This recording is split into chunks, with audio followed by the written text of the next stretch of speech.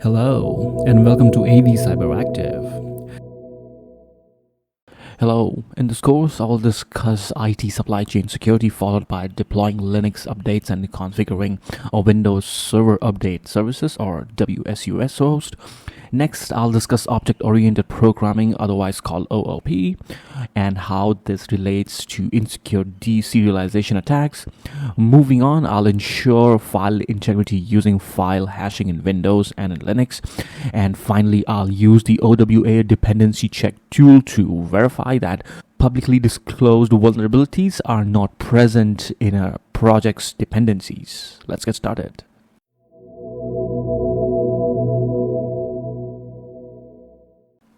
OWASP Top 10, the 2021 item A08 is entitled Software and Data Integrity Failures.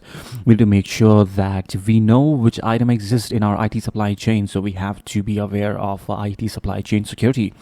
Think of this like internal and external services, such as help desk people internally that do develop the desktop visits for support, or whether we have contractors using or doing that either physically or in person or remotely over a network. Can it be trusted? Specific business processes that are followed, such as issuing of equipment and accounts for newly hired employees, code pipelines, any scripts that we might use, and where they come from and whether they are not digitally signed, any equipment that we use, can it be trusted? Remember that a lot of these items might directly or indirectly affect a web server and ultimately web applications running on it, whether it is hosted or on-prem, or whether it's a web application hosted in a cloud. In the supply chain, we have to think about both hardware and software, such as external supplier trustworthiness, whether they supply us hardware or software. Are they a reputable supplier? Sometimes when you order, for example, network infrastructure equipment on the cheap from a brand that you don't recognize, it may or may not be trustworthy. It may not be stable. It might not have a lot of security mechanisms built in. It might not even comply with a lot of security requirements that you might need in the way that you will use that equipment. In a public cloud environment, there need to be assurances made that cloud service provider is using equipment and following procedures, including the physically secure of the data center to ensure the safety of customers' IT services and data hosted in the cloud. So it's important that hardware and software that we use in our environments is free from any backdoors, that it's stable, that there's no spying, maybe embedded into firmware that's being used for communications, and there's no embedded malware. And even on the less nefarious side, any hardware we might use, for example, let's say routers, switches, security appliances, we need to be assured that there will be firmware updates that will be applied when security issues are discovered. Another aspect of supply chain security is continuous integration and continuous deployment of CI/CD pipelines. This means thinking about when software developers check out code to modify it, when they have made their changes, they would then check it back in and commit it. Now they would commit into a code repository, and you might want to have an automation solution put in place that will automate any code testing when the code is committed and checked back in.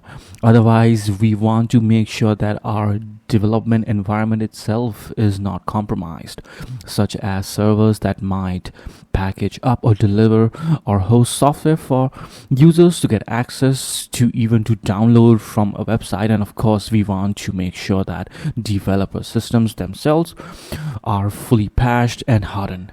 As usual, deception, trickery, social engineering will always defeat the best technological solution out there.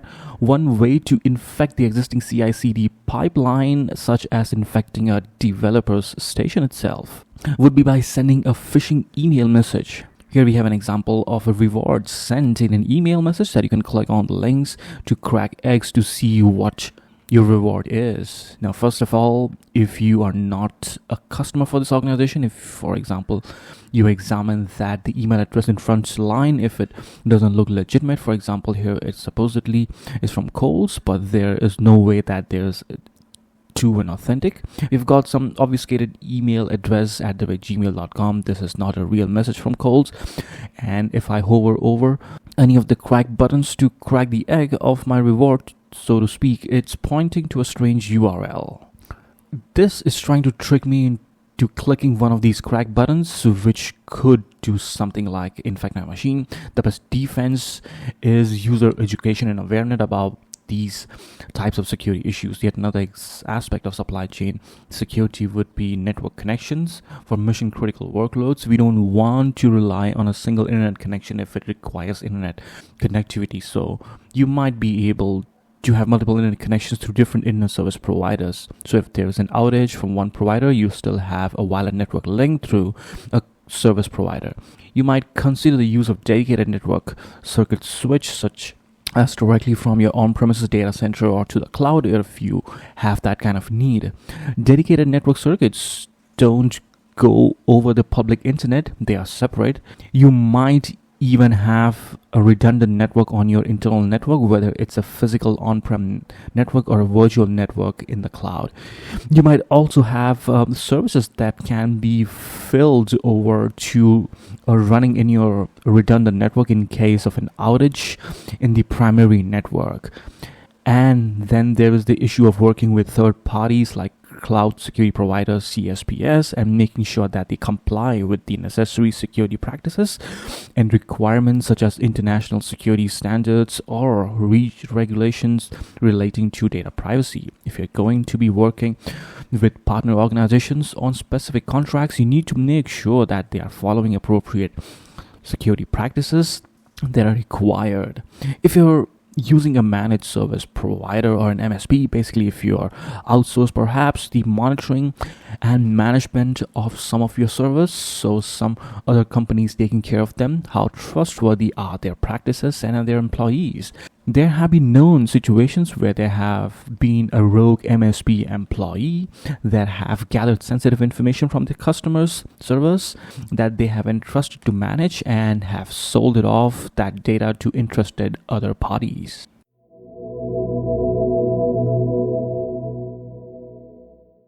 When it comes to IT supply chain and security, one consideration is where you're gathering your software from, and not from just new software you're installing, but also where you're getting the updates and patches that you apply to that software, whether it's software for your operating system or for the web server stack or for application components, whatever it is.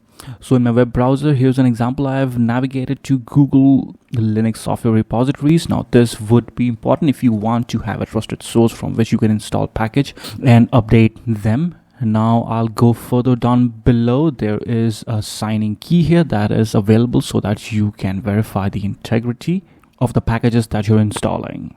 And so the documentation gives us instructions on how to install the signing key. For machines that use a PT like Debian based Linux, Ubuntu Linux, Kali Linux is actually based on Debian, and we are going to be working on Kali, so that would be applicable there. If you wanted to use Google repositories, there are also instructions for installing it on RPM-based machines like Red Hat Enterprise Linux, SUSE Linux, Fedora, Mandriva, to just name a few here. So here is my Linux host where I want to do this and use the SU to do a privileged command and then the nano text editor. I want to reach into /etc /apt/sources.list. Now this is an important file for our discussion because it's a file that contains reference to the repositories that is Linux host will connect to when it comes to installing software. For example, if you use the apt install command, this is where it knows how to get those software packages over the internet, as well as getting updates and applying them. So this is based on Debian. So we have the Debian, then we have the URL of the site where we got the package repositories available. In this example, http kali.org/kali, but we have another directive here that says kali-rolling. This is the branch of software packages on the site that we refer to. In this case, it means that it's default location for installing packages for Kali Linux, and it's often used. It also means that there are updates that are made available here for frequent basis. Then we have a number of components which this means is type of packages you wish to be able to use from the branch in this repository online. So main packages, contributed packages are non-free packages that we could add multiple sources to this file if we wanted to be able to install software packages from other locations, but you want to make sure that they are trusted. As we saw in the Google Linux repository listing, you might have to install a key in order to be able to verify signed packages to make sure that you are assured of their trustworthiness and that they have been tampered with or corrupted after having been downloaded. So let's get out of here with ActiveX control, and I'm going to run sudo apt. Now of course, if I wanted to install a package like the snot intrusion detection system, we would run this command and it would look like our source file is our from repository to determine if the package is there and available to install. Now here it says snot is already the newest version. However, what we can do when we are working with software packages and updates on Linux is first we can run it on the sudo apt update. What this is going to do is to make sure that we have an updated list of packages from our configured repositories. Notice it is connecting to http.kali.org. Now once we have completed, it's just will interrupt it with a control C, and what we can do here is run the sudo apt upgrade. What this is going to do is look for any changes in the package that we have installed or this package and compare it within the configured repositories to see if there are any updates that needs to be applied. So here we have a number of items here that need to be updated, and it tells me the amount of space that's required for this to happen. Do you want to continue? Now, in the interest of making sure that the system is patched, you would type in the letter Y, and it might take some time for it to happen. But given that you have got a trusted repository list, you can be assured that you are pulling down the proper updates, and we know that applying updates to firmware, to operating systems, to web servers, to a components is absolutely crucial as part of the hardening process.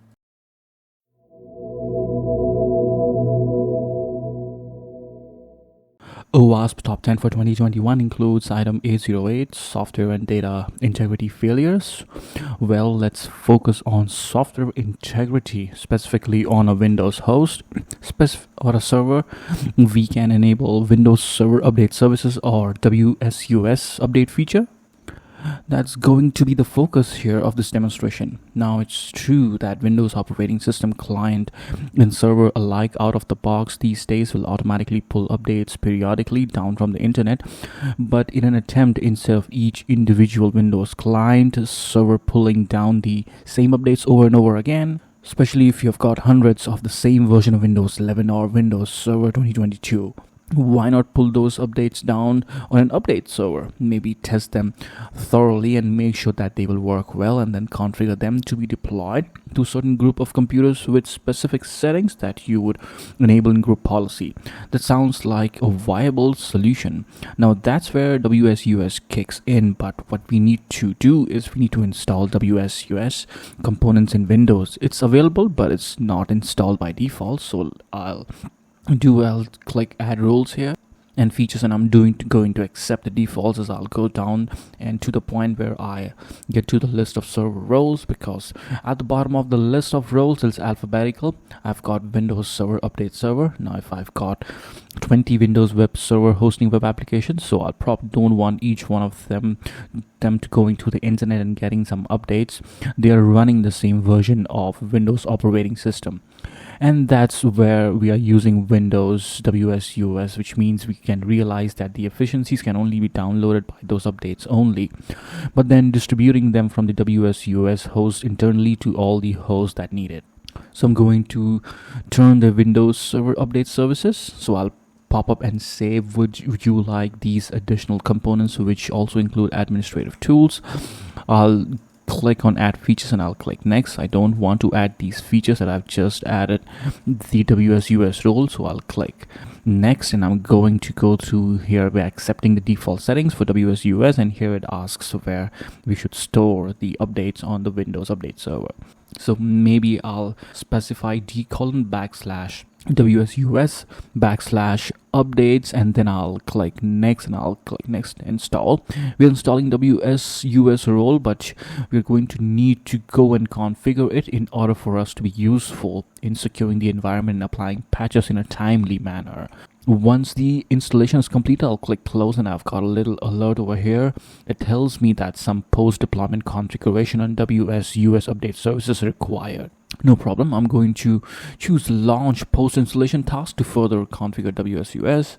After a moment, the configuration wizard opens, and I'm going to click next on the introduction screen. Next on one, we are going to do is to synchronize updates for Microsoft Update Server in the internet. To do this, WSUS server. We could synchronize from another upstream WSUS server, perhaps one of our headquarters location that's already downloaded the updates, but this in case synchronize from Microsoft Update Next. Next, I don't need to use a proxy server to get out of the internet, so next, and then I'll click on the start the connection button to make sure that the server can see, in this case, Microsoft Update Online service. So once the wizard has connected and retrieved information about the updates, I can proceed by clicking next. So from here, I can specify the languages that I'm interested in downloading updates. So English is selected. I'm going to go OK with that. I'm going to click next. So now I can select or deselect any items that I want to look in at terms of the products services which we would like. So for example, if I know I'm going to be using a certain subset of these components, so I can go ahead and select whichever item I want to list of updates for. So for instance, maybe I'll just select something quickly here, Windows 10 or latest drivers. If I know I'm using that internally, then I'll click next. Maybe I'll just want security updates or want drivers sets, or can choose the classification of these updates. I'll choose next, and I can synchronize manually or specify how many times per day. So I'll leave it on manual for now. I'll tell it to begin the initial synchronization. I'll click next, and then I'll go ahead and I'll choose finish. After that's done, you can go to your options here in the WSUS management tool, or to make changes to perhaps the products and classifications that you're interested in getting for. So you can come back here and change your mind at any point of time. So for example, if you have specified synchronization, and I've got a list of synchronizations here, and of course it could be just right synchronize whichever I wish my setting to be. What I'll end up getting are there a number of updates. So if I go to the security updates, let's say if I look at the status of any here and refresh, I've got a number of Windows 2019 updates and so on. Now for computers, over on the left, I could build a computer group. I could right click and add computer called IIS web service, because maybe that's what we want to control by patching off for hardening our web application environments. We could configure group policy to determine servers in Active Directory. Let's say that should become a member of the IIS web service group, or we could go do the unassigned computers built-in group, or just simply move them to whatever the case might be to determine which computers would be affected. Now when I'm going to look at my security updates, I can go to any one of the items and select a group of them, and I can right click and choose approve, and this is where I could go and choose to deploy it in a specific computer. So if I click, for example, on the arrow for IIS web servers, I could choose approved for install, and then I could choose OK. So whichever servers then are a member of our group, so that would be covered here on the left. And of course, IIS web servers would receive those updates internally.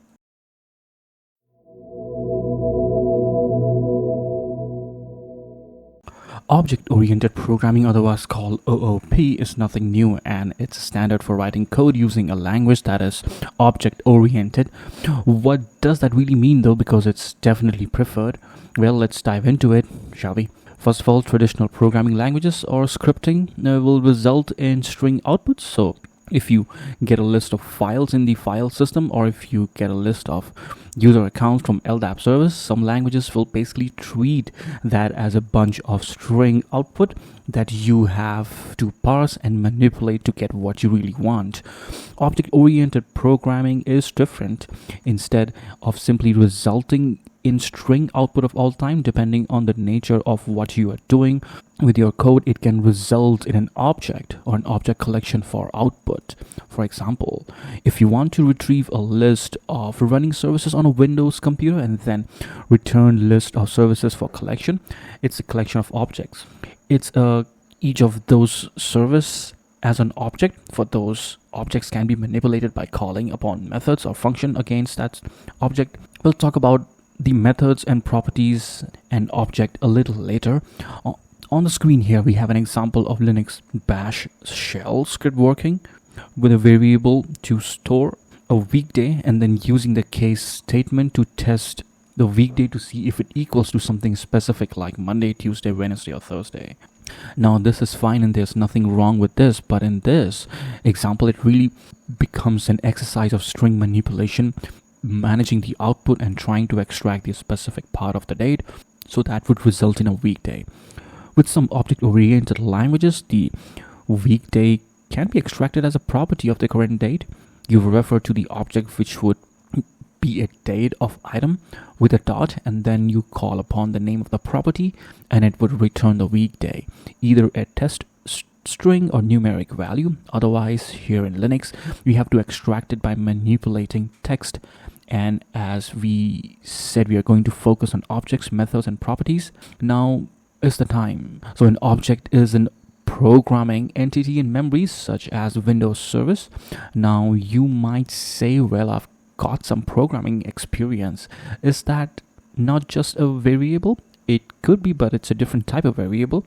It's considered a complex variable. For example, if you declare a character or a string variable in the memory, that's simple. It contains a string or a character, maybe even a date, time, a boolean true or false variable, an integer, numeric variable. Those are basic, but an object would be very complex. As you might imagine, a service running in Windows has a lot of detail, like its dependencies, a service account. It might be running under the name of it, its current status, whether it stopped or running. The list goes on. Now we are saying here it could be a Windows service, and object could be anything. It could be a row in a database table. It could be a computer account in Active Directory. It could be a Linux user. It could be a custom type of programming class like a payroll item in the HR system. So an object can really be anything, but it's not just a basic data type. It's like a string or a boolean value or an integer. Objects have methods or functions that can be run against them. In the case of Windows service, you can tell it to start. You would separate the name of the object from the name of the method with a period. Some methods are more complex and require arguments to be passed into them. Others are not. Properties are just values and their attributes of something, such as display name of a Windows service or service status of that service. Is it running? Is it not? We aren't actually doing anything. We are retrieving a value that's already determined. And again, just like with a method, a property is referenced syntactically by referencing the object name dot and then the property name. So for a method example, let's look at a Java. In this example, we are getting an internet address variable, my underscore IP, that is going to store information resulting from get localhost. That in of itself is a method. Then we are using system out print line to display something back out of the screen, for example, or to a page that says my IP. That's all in the double quotes. Then we are using the plus sign to concatenate my IP variables, specifically when we are running the get host address method. Notice that my underscore IP would be an internet address or INET address type of object in memory. And if you want to call upon the get host address, we might want to separate that name from host address with a period. You would do the same for properties. Notice that after get host address, we have a open and close parentheses. So when you call a method, you would put in parentheses even if that method doesn't require arguments. This one does not. You still put in those characters. Now we have the closing parentheses at the end of the last statement here, which matches the opening one for system out print line. So in this case, Get host address is a method on the property side of objects. Let's look at a JavaScript just for fun. Here we are setting a constant that we are calling inventory underscore item. And the inventory item consists of multiple lines, multiple properties, the SKU and the cost, and the selling price, each separate items. Now, if we want to refer to one of those properties for inventory item objective syntactically, we would refer to inventory underscore item dot and then name of the property like SKU or selling price. So understanding object-oriented programming is going to be paramount, certainly for web application developers. But even web application vulnerability testers should have a sense of how this works, because they might be looking at a code or they might capture references on pages of this type of code being used, and it's important to have a knowledge of what it means.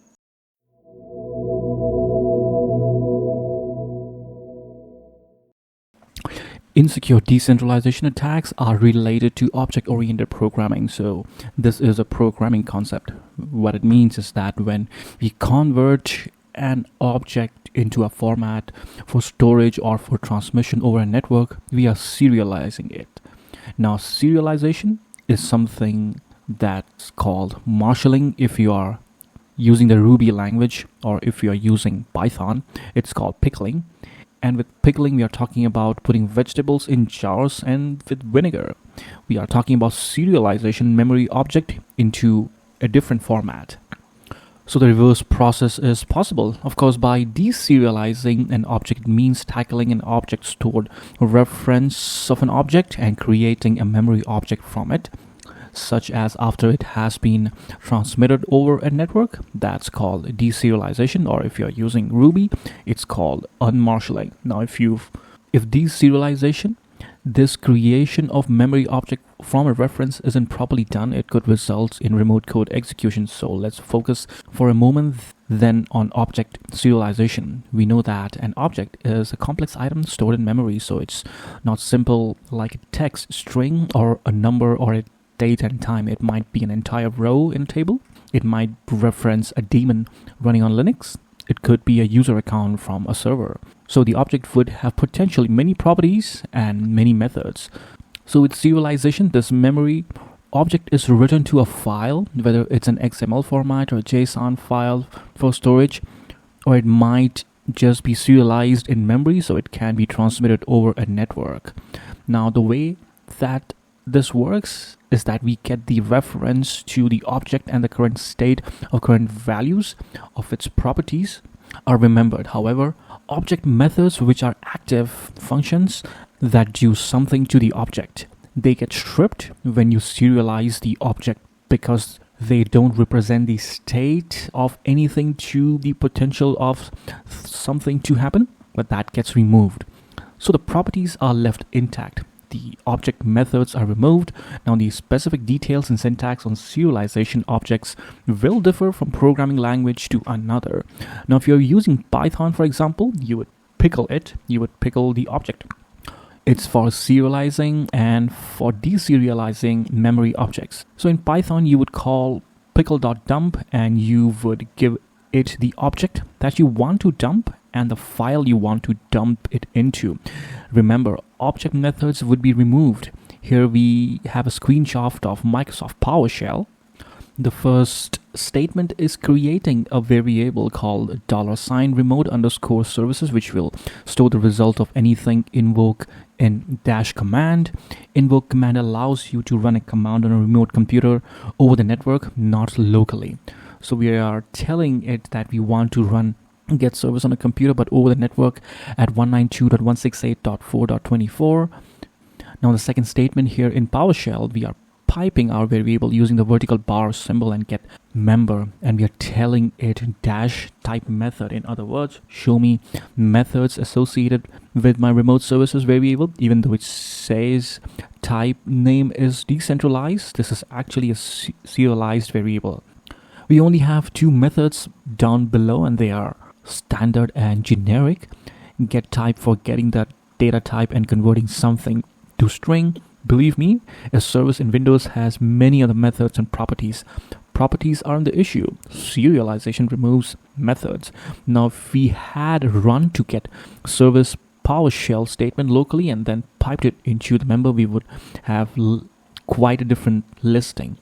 We'll see that a little bit later here because this was serialized to send results over network. We just get into standard methods shown here in the screenshot, type, and to the string. Object deserialization, remember, it is possible. It is opposite of serialization. Now what we are doing is we are creating a memory object from a file or from a network transmission that was previously serialized. In other words, the methods were stripped. After deserialization is complete, both object properties and methods become available. If you're using Python, deserialization would occur with pickle load, and you would give it, for example, the file name that was previously serialized. Now take a look at the screenshot, which represents a non-serialized local PowerShell object. You're creating a variable called a $sign local under the services, which simply stores the result of running service locally on this computer, not remotely over the network. Get service will return details all of the services that are installed on the computer where it runs, and in this case locally. So if we wipe our local services variable to get member and ask for type method, notice that we have a lot of methods because our local service object collection variable is not serialized. It's not been formatted to be stored in a file and called up later. It's not been sent over a network, and so properties we have displayed them would show up here. But all we are seeing are all the methods beyond the standard methods that we saw previously, like getType and toString. Insecure deserialization means that we could potentially have an attacker that somehow manages to inject malicious code into a byte stream as an object is reconstructed, or they might even add directives to a stored serialized object file unknown to the system owner. And when the file is read to reconstruct the object in memory, it might have some items in it that was originally intended, which could lead to things like sensitive data disclosure or the ability to remotely execute the code on a web server.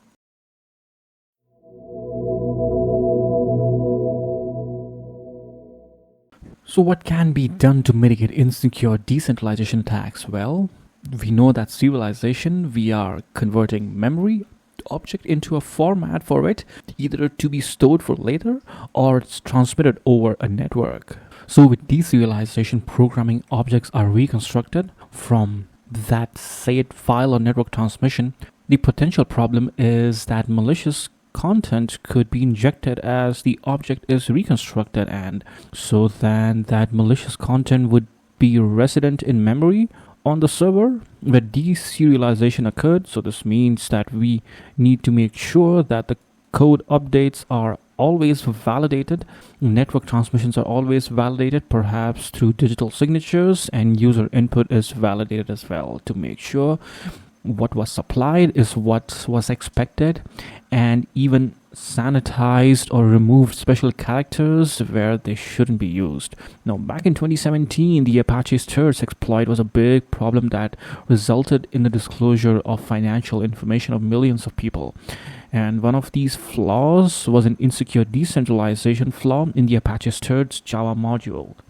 Now, the thing is, even if you have a web application firewall in place, it won't be able to protect your web applications from this type of thing because it is more of an internal programming thing that happens after access to the application occurs.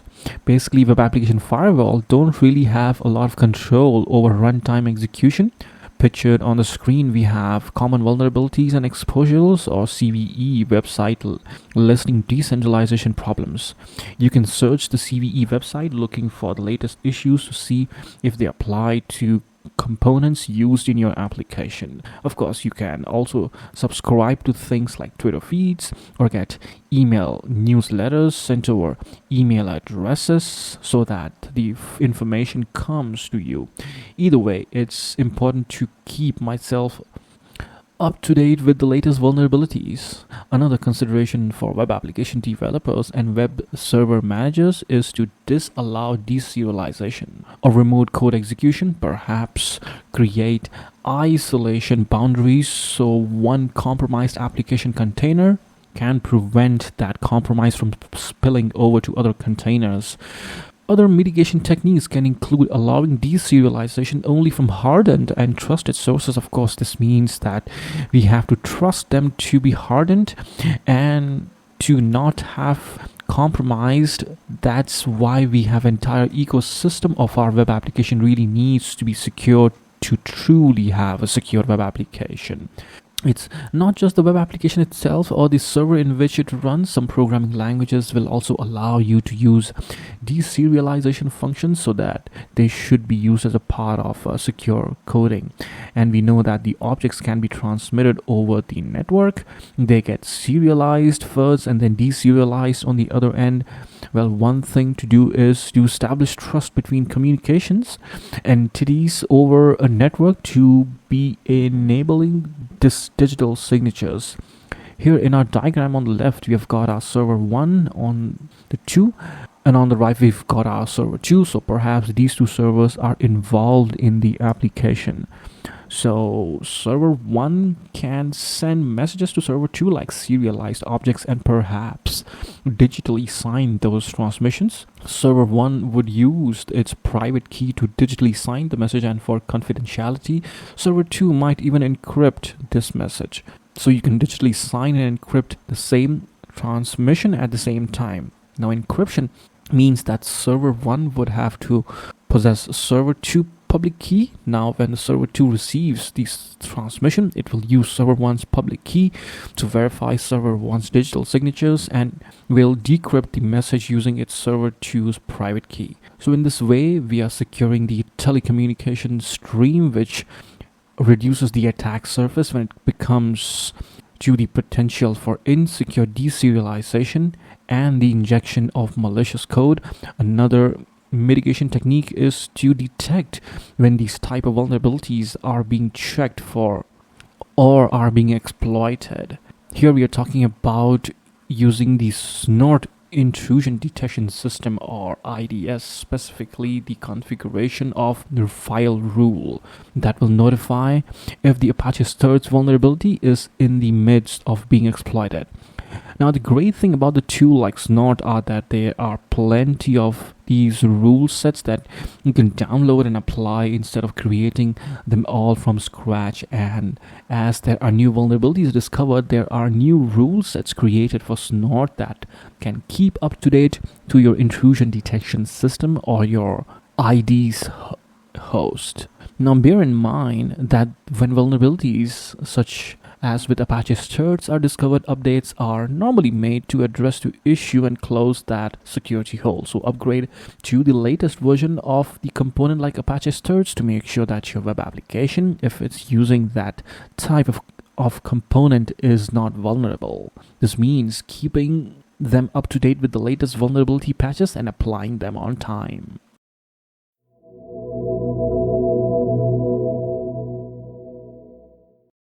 One way to verify the trustworthiness of the integrity of a script is to ensure that the script is digitally signed and that the machine on which that script will execute trusts the signer. And so here we have got a simple PowerShell script. The file name is called script.ps1. PowerShell scripts normally have ps1 file extension, but they certainly do not have to.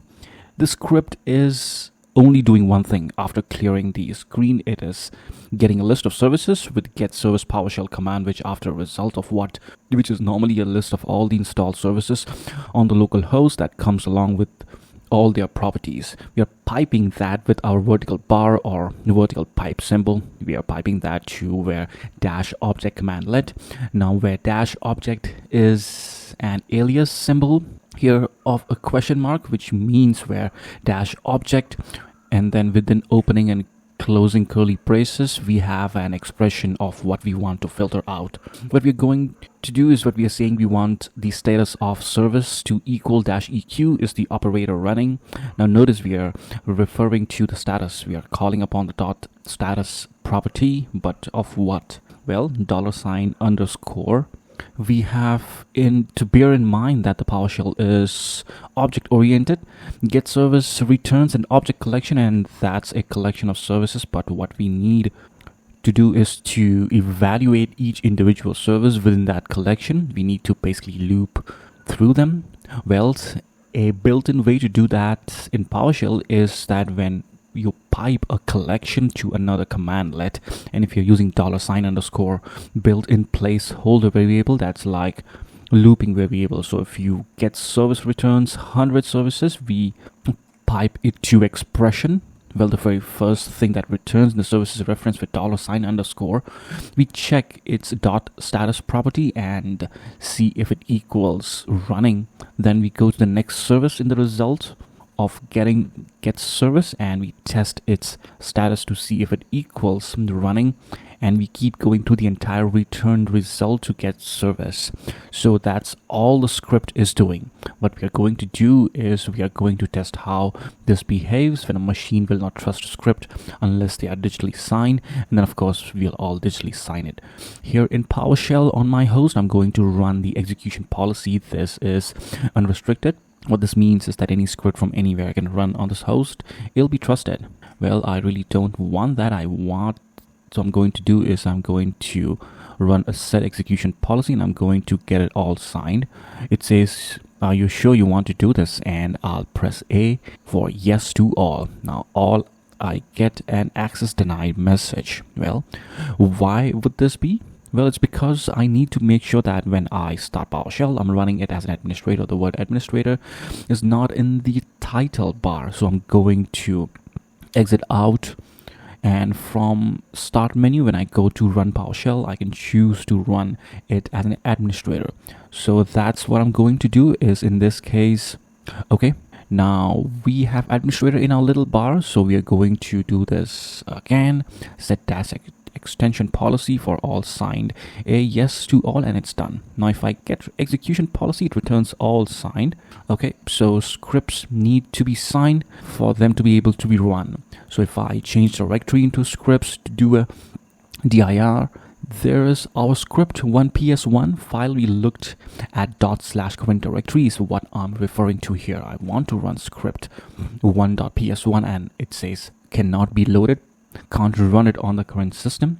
Okay, so there's been a PowerShell or a PS security exception. That's because it is not signed. So what are we going to do here is to create a variable called $cert, and is going to equal the result of running new -self-sign certificate -cert store location. It's going to be PowerShell cert drive cert : /current user /my dash. Type I want to make a code signing certificate. Now I'm setting up my own code signing certificate here. In a larger enterprise, this will be issued centrally by developers, or in this case, script writers should have a code signing certificate if they are to be expected to digitally sign scripts. And I'll just add -subject, and this will be for user C Blackwell. So if I type $cert, so we can see what's in the variable. It's got the information including our certificate thumbprint for our self-signed code signing certificate to digitally sign the script. I'll use the set-authenticate signature PowerShell cmd-let. Now there are two parameters I'll have to specify here. The first being -file script path.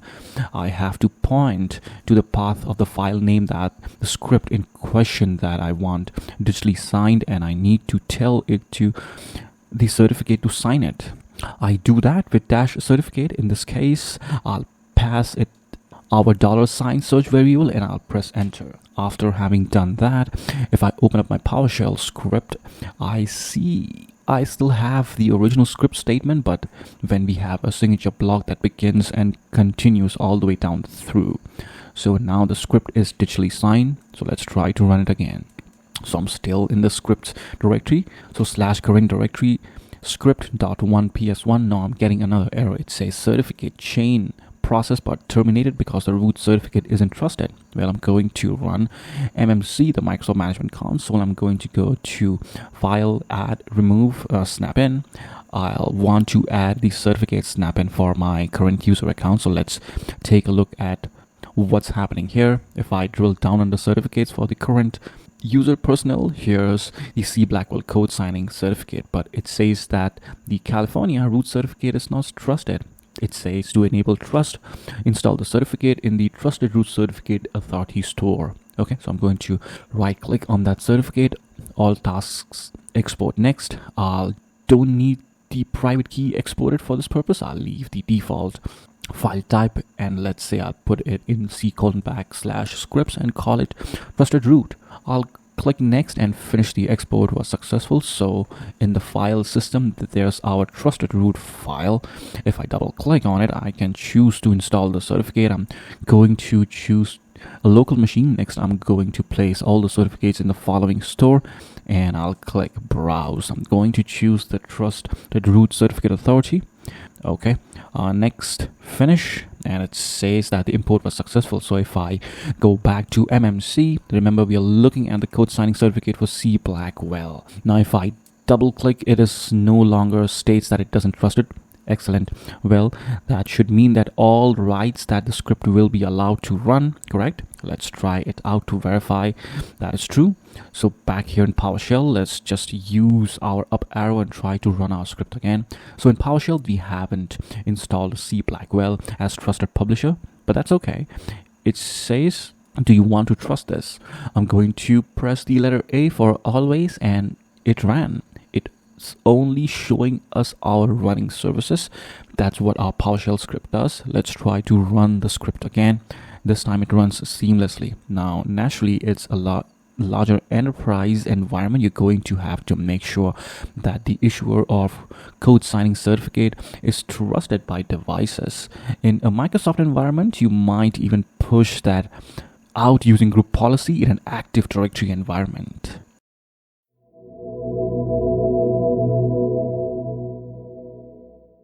In this demonstration, I'm going to be working with file hashing in Windows. Now, there are plenty of tools out there to allow to generate file hashes or to compare them against previous hashes to detect if something is corrupted or if something has been tampered in an unauthorized way.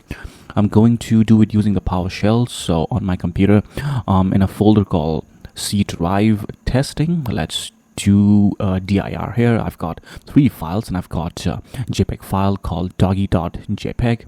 I've got a tool here hiding the files within JPEG. This is referred to as steganography, when you embed a message within another file that the file looks benign. Now you can't even tell that's inside it, and then I've got an actual file called message.txt. If you flip over the GUI here in Windows, if I look at the picture of the dog, there indeed is a dog. And if I open the message.txt file, I just see a text file that says secret message. What I want to do is I want to take the file hashing for this picture of the dog. The file's called doggy.jpg before we embed a hidden message within it. Then we'll generate a file hash after to see if it's different, because this is one way that you can detect nefarious changes to a file. Alright then, so here in PowerShell, let's start with running get-file hash, and that's going to be for our doggy.jpg file. So the finish or default is it's going to a SHA-256 hash search algorithm 256, and we get a unique hash value. Now I could specify something different in the command line. So if I use the up arrow to bring up the previous command, I could say at the end of it dash algorithm, maybe I need to generate an older MD5 hash, or if I change that, perhaps I want to use the SHA-384 algorithm. Whatever the case it is, I'm going to go back to the original, which is just a SHA-256-bit type of hash, and we get a hash value. Now we could write that to a file. I could output that using output redirection like greater than symbol. Let's call that original hash.txt. Now if I'm using a notepad against the file, there it is. So we have the file name, the algorithm, and the hash. So what we are going to do now back here in the GUI is we are going to use the JPEG file hiding steganography algorithm to embed our message.txt in the picture of the dog. So I'm going to run that program, and I'm going to click open JPEG. going to click open JPEG and I'm going to select the picture of the dog, and then I'm going to choose hide. It says okay, enter a passphrase. So I'll do that and I'll click on OK, and it says that select the file you want to hide. Well, in this case, that's going to be message.txt. Okay, let's save the JPEG file. Now you have saved the JPEG, but there's a hidden file embedded within it. I'll just close this tool, and if I open up the picture of the dog, it looks like a picture of a dog. It doesn't look any different, at least upon visual inspection. But is it really the same file? The answer is no. Notice that for the same file, the hash is definitely different than what it was originally before we embedded the message in it. And so using git-file hash in PowerShell is one of many different ways. Now we can work this file hashing to detect if something's corrupt or if a change has been made. Now to complete this example, the message was embedded within a file. We detected a change using hashing. So the picture of the dog, for example, might be uploaded to a file repository somewhere for some other malicious actor to be able to open it and read it and see the secret message. But it doesn't necessarily have to be a malicious actor. That's just my example. Now the way that would extract that hidden message, whether the file was uploaded to a server, whether it was sent as a file attachment, they would have the same tool and know that the file has something embedded in it. So they would use that tool. They would open the JPEG file and they would choose seek instead of hide, at which time they are prompted for the password. So they would have to have knowledge of their password. Then they are asked to save the hidden file. So I'm going to call it hidden file for clarity's sake. And if we go back and open up the hidden file, that's just a text file. There it is. This is a secret message. Now, of course, you might wonder from a security perspective, let's say this is a file on a web server, an important file, and if we don't have the original hash, then how can we calculate if it's changed or has been tampered with? Well, outside of any other auditing mechanism, you really don't have a way to do that. That's why some web server admins will periodically generate file hashes for every file that a website consists of and use that for future comparison to detect changes.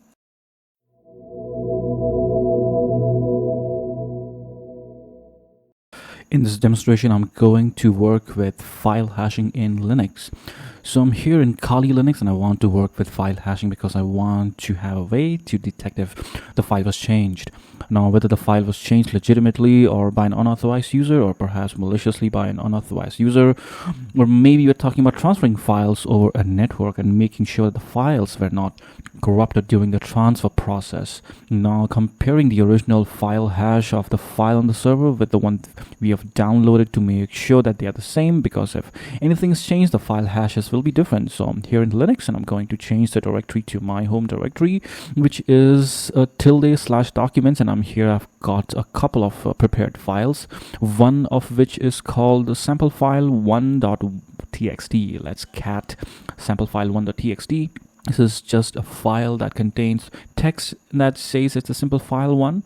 Well, it doesn't get much simple than this, does it? What I want to do is generate a hash of that file. Actually, I want to generate numerous different types of hashes using different hashing algorithms. We'll start with MD5. It's really a much older hashing algorithm, but you'll still see it being used periodically, such as to verify that what you've downloaded from a website in terms of file hashes, the hash files, so you know that it hasn't been corrupted. So MD5 sum is the Linux command, and I'll specify the name of my file, sample 1.txt, and we have the unique hash value specifically for MD5 hash value for that file. At this point in time, but there are a number of other different hashing algorithms that are available using different commands, or here in Linux, such as SHA-256, some secure hashing algorithm, or SHA-256 is a different type of way to result in a hash, and it's commonly what's used nowadays, where MD5 is an older hashing algorithm. So I'll specify my file once again, and notice that we get much longer hash regardless of how big sample file 1.txt is. The hash is always a fixed length, but in any rate, notice that the hash is longer and it's different value, of course. And in the same way, if I were to run SHA-256 sum against sample file 1, once again we get an even larger fixed length hash value and it's different, so that's fine. But what I want to do is already have got a script, a bash script file, and it ends with .sh and it's called hash script.sh. I'm going to use the nano editor to open hash script.sh. Now this is just a basic Linux script. We want to get to I don't want to get too caught up on the details, and I'll explain what's happening here. And I'm going to do is create 3 variables on the top: day, year, and month. I can call them what I want, but that's what I'm calling them right now. Each of these variable is running the date command in Linux and adding a format string to extract just respectively the day component, the year component, and the month component from the full rate.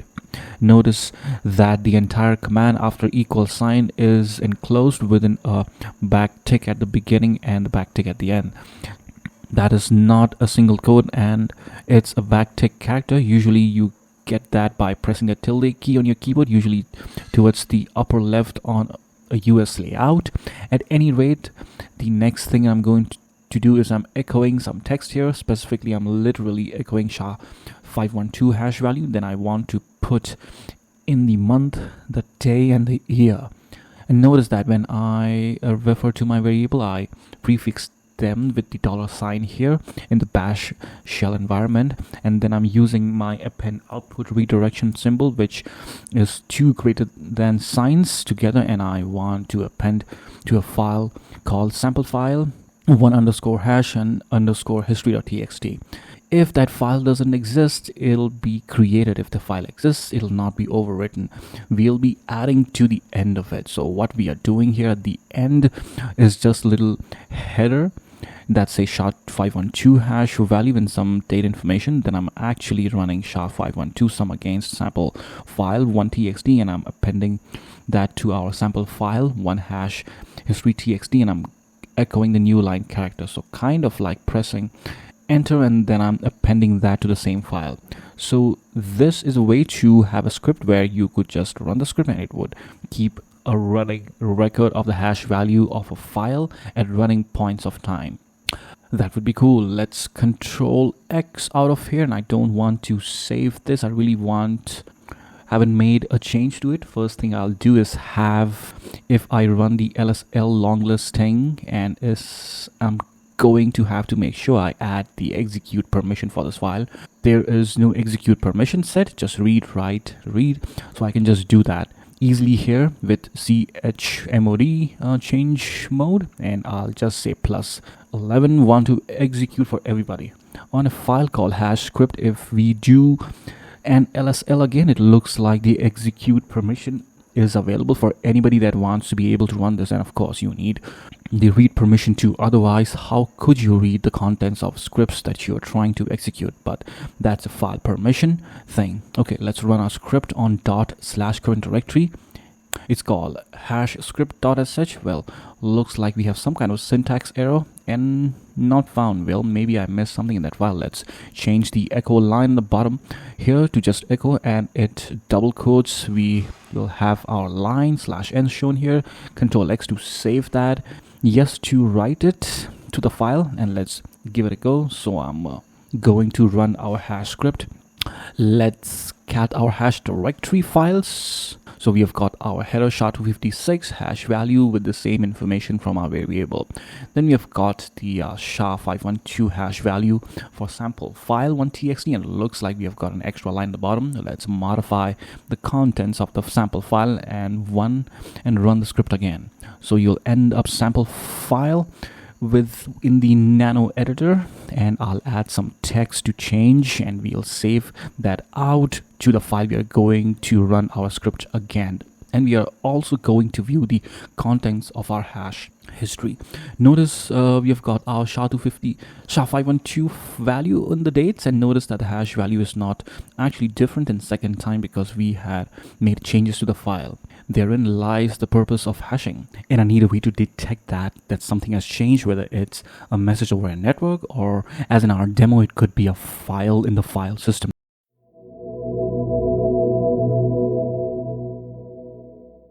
Yet another way to verify software integrity is to verify that any software solution that you build, that dependencies are checked for any vulnerabilities, and that's where OWASP dependency check tools comes in.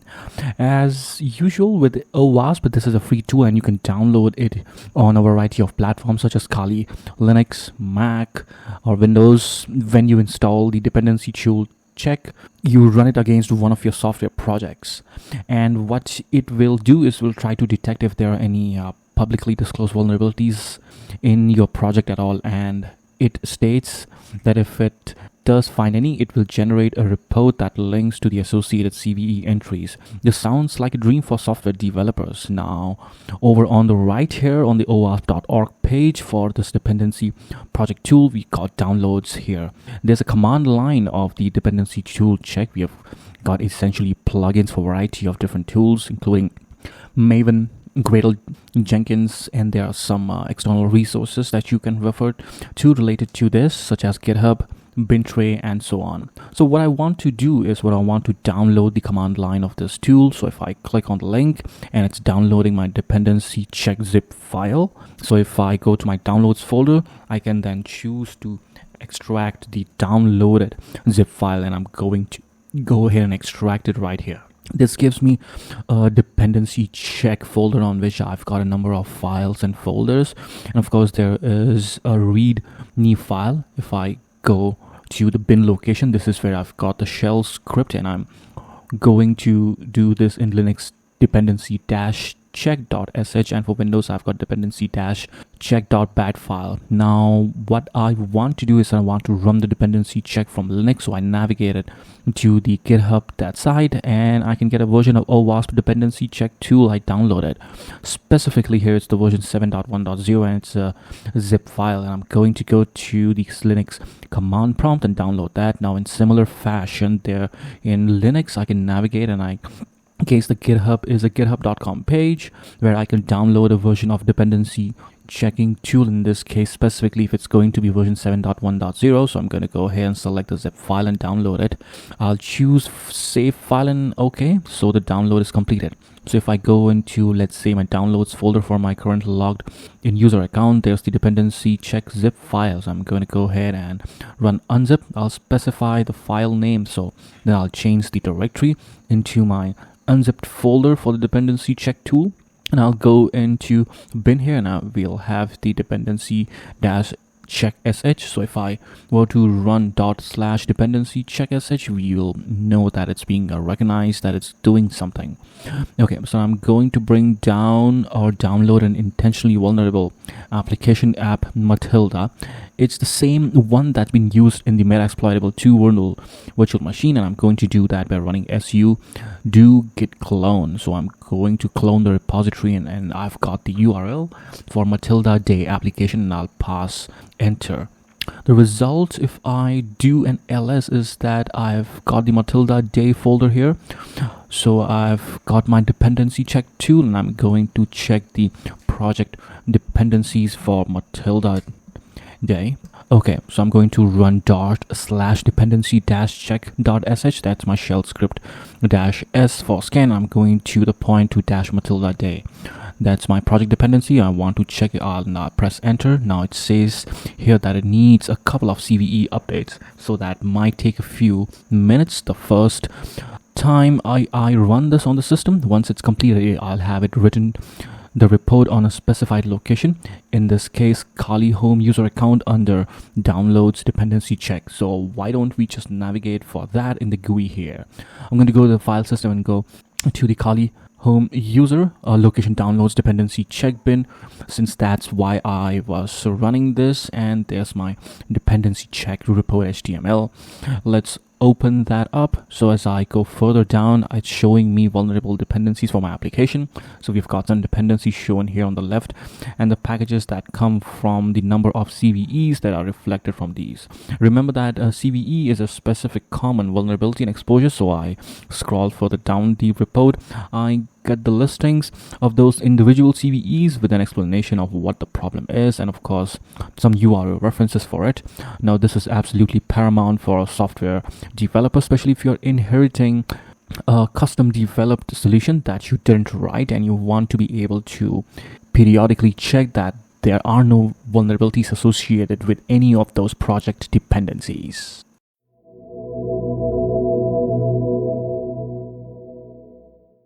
So in this course, we've examined how to recognize steps to ensure integrity of software code, its dependencies and resultant data.